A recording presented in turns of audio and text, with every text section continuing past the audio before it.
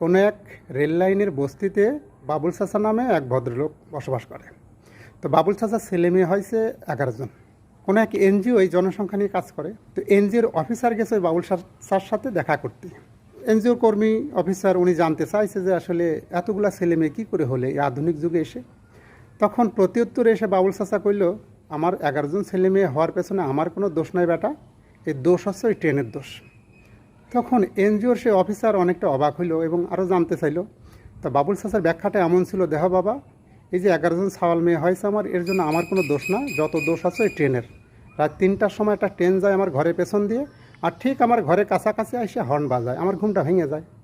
অনেক চেষ্টা করি, রাত্রে তার আমার ঘুম আসে না, তখন আমি কী করবো, একলা একলা জাগিয়ে। তখন তোমার চাষির ঘুমটাও আমি ভাঙাই।